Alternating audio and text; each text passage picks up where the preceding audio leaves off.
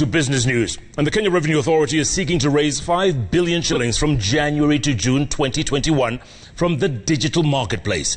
KRA Commissioner General Githi Mboro stated that the process will be voluntary at first, with businesses being encouraged to remit taxes corresponding to their sales, failure to which the taxman will look into their financials with help from banks and the Communications Authority to monitor transactions. Well, let's get more from our very own Faisal Ahmed.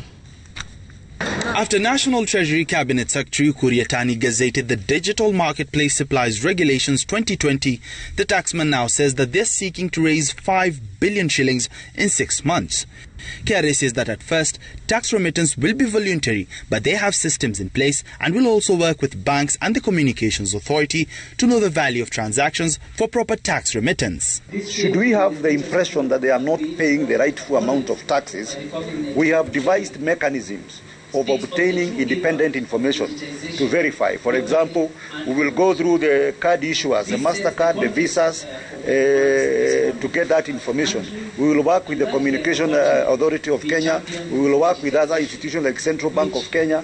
We will work with banks to ensure we get information on those transactions. Speaking during the opening ceremony of this year's Tax Summit, Yatani stated that it was time the country capitalized on the gains made in the digital space. He added that the digital marketplace has grown at an average of 10.8% annually over the last 5 years, with its output totaling 427 billion shillings in 2019.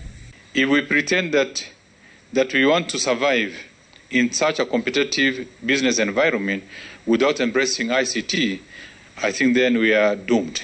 And that's what we should not allow. The migration to the ICT platform for businesses is not only huge, but beyond the expectation of the time. And that's why we need to run with it. We need to maximize for the benefit of revenue generation, but also service delivery. Any investment anywhere, the people who invest are responsible investors, and they have to pay the taxes that are required, because we cannot give up everything as a country and attract people, and then there's nothing we are necessarily benefiting as a country. So one, I don't think that Kenya is the first country to have a digital tax. And I don't think that will be the last, and I don't believe that this will be something that interferes with the way people are looking at investment. KRA tax collections has continued to face headwinds over the years.